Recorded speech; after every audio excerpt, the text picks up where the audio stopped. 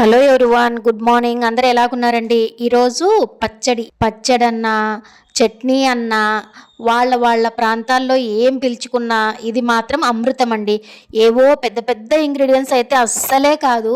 మన ఇంట్లో ఏవి లేనప్పుడు కూడా చేసుకోవచ్చు అనమాట. వెజిటబుల్స్ ఏవి లేకున్నప్పుడు కూడా ముఖ్యంగా కూలీల వాళ్ళ క్యారియర్లలో, అంటే మన చేనుల పనులకు వస్తారు కదా, అలాంటి వాళ్ళు క్యారియర్లు భోజనం టైంకి క్యారియర్లు ఓపెన్ చేస్తే గుమగుమా అంటూ స్మెల్ ముక్కులు అయితే అద్దరిపోతాయి తెలుసా. నోరు ఊరిపోతుంది ఆ వాసనకే.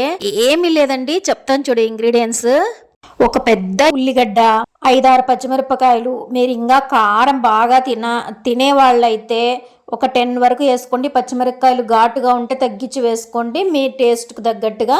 ఒక స్పూను జీలకర్ర, ఒక 4-5 ఎల్లిపాయలు, ఒక పెద్ద కట్ట కొత్తిమీర, టమోటాలు ఒక 4 ఎర్ర పండినటివైతే ఒక 3 దూరగా, ఒక సైడ్ గ్రీన్గా ఒక సైడ్ రెడ్గా ఉండిండేటివి అయితే ఈ చట్నీకి స్పెషల్గా అట్లా ఉండే కాయలు అయితేనే ఇంకా బాగుంటుంది అనమాట టేస్ట్. కరివేపాకు ఫ్రెష్గా ఉంటే దాంట్లో వేస్తే కలిసిపోతుంది అనేసి అసలు కరివేపాకు అవసరం లేదు, కాకపోతే ఉంది కాబట్టి వేసాను. ఒక సైడ్ కాలినట్టు అట్లా తెలుస్తుంది కదా. కొంచెం తగినంత ఆయిల్ వేసుకొని ఇవన్నీ 1 by 1 వేస్తా. లాస్ట్కి టమోటాలు వేసి అస్సలే నీళ్లు వేయకోకున్నట్లా మగ్గబెట్టాలండి. అసలు ఇంకా దీన్ని కుండలో వండితే ఉంటుంది టేస్ట్, మరుసటి రోజు కూడా చెడిపోదండి.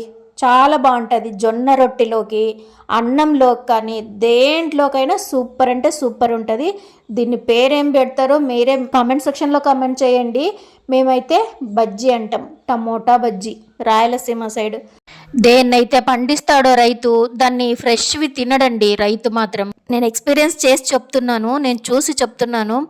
ఏవి పండిస్తాడో రైతు అవి ఫ్రెష్గా, ఏమంటారు, క్వాలిటీగా బాగా ఉండేటివి అమ్ముకొని 4 డబ్బులు సంపాదించుకుందాము అని అనుకుంటాడు.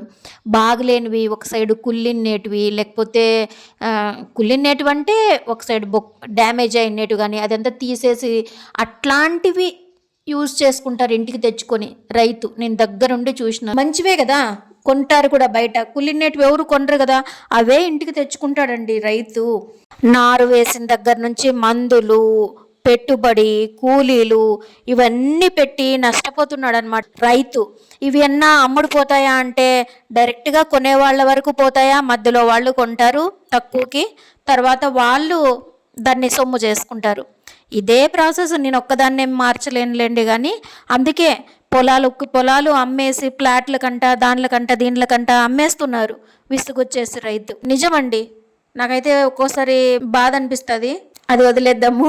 కూర మాత్రం ఆయిల్ వేసుకొని ఫస్ట్ ఆనియన్ వేసుకొని అది ట్రాన్స్పరెంట్గా అయిన తర్వాత పచ్చిమిరపకాయలు వేసుకొని, పచ్చిమిరపకాయలు బాగా వేగిన తర్వాత టమోటాలు వేసిన తర్వాత ఎల్లిపాయలు 4-5 ఎల్లిపాయలు, కొంచెం జీలకర్ర వేసి మూత పెడుతూ తీస్తూ కొంచెం కలుపుతా. అసలు నీళ్ళే వేయకోకున్నట్లు మగ్గబెట్టేసి తర్వాత ఒక పెద్ద కట్ట కొత్తిమీర కొత్తిమీర వేసేస్తే మగ్గిపోతుంది. దాంట్లోకే ఆవిరికే పోయేటట్టు రాళ్ళ ఉప్పు కూరకు తగినంత వేసేసి పప్పు గిద్దెతో రామి, మరి తిరువాత పెట్టాల్సిన అవసరమే లేదు. మనకి ఫ్రెష్ కరివేపాకు ఉందని కరివేపాకు వేసాము, జీలకర్ర వేసినాము, ఎల్లిపాయలు వేసినాము. మళ్ళీ ఆయిల్ ఇంకా సపరేట్గా యాడ్ చేసుకోవాల్సిన అవసరం లేదు. ఆల్రెడీ మగ్గడానికి ఆయిల్ వేసినాము. హెల్తీగా తినాలి అనుకుంటే ఎంత ఆయిల్ తక్కువగా వాడితే అంత మనకి బాగుంటుంది కదా.